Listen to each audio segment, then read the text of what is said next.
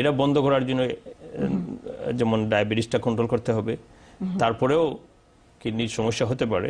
কিন্তু good thing যে kidney যাদের উচ্চ রক্তচাপ বা ডায়াবেটিস আছে, কিডনির সাথে সাথে নষ্ট হয় না। takes 10 to 15 years 10 to 15 years এটা কি আনকন্ট্রোল ডায়াবেটিস থেকে কিডনির উপর প্রেসার পড়বে না কন্ট্রোল হলেও? কন্ট্রোল হলে প্রেসার পড়ার সম্ভাবনা আছে কিন্তু কম। আচ্ছা, আনকন্ট্রোল যাদের তাদের আরো তাড়াতাড়ি হবে, কয়েক বছরের মধ্যে 5 বছরের কিডনি নষ্ট হয়ে যেতে পারে। কিডনি নষ্ট হয়ে যেতে পারে যদি হাই ব্লাড প্রেসার থাকে। আর ডায়াবেটিস থেকে কিডনি কি পরিমাণ নষ্ট হতে পারে? হ্যাঁ, ডায়াবেটিস যেমন এই দেশের যে যত যারা ডায়ালাইসিসে আছে এর শতকরা 40 থেকে 50% মানুষের ডায়াবেটিসই আছে। Diabetes is number 1 cause for kidney problem. কিন্তু গুড নিউজ হলো যাদের ডায়াবেটিসটা যারা কন্ট্রোল করতে পারে এবং কিছু কিছু ঔষধ আছে যেগুলো আমরা প্রেসক্রাইব করি, এরা থেকে দেখা গেছে এরা কিডনি থেকে যে প্রোটিন লস হয় ওটা বন্ধ করে দিতে পারে এবং এদের কিডনিটাকে প্রোটেক্ট করে। যাদের কিডনি মনে করেন যদি এই ঔষধগুলো না থাকতো তাহলে তো 5 বছরে নষ্ট হয়ে যেত।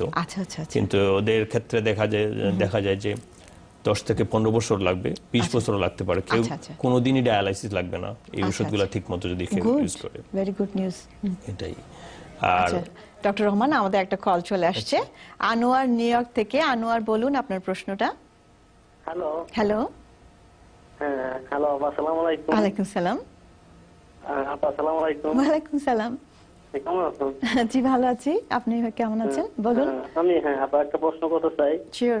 হ্যাঁ, আমার হঠাৎ করে বুকের ভিতরে ব্যথা। আমি কাজে গেছি, হঠাৎ করে ব্যথা, তবে সঙ্গে সঙ্গে মেডিকেলে যাই।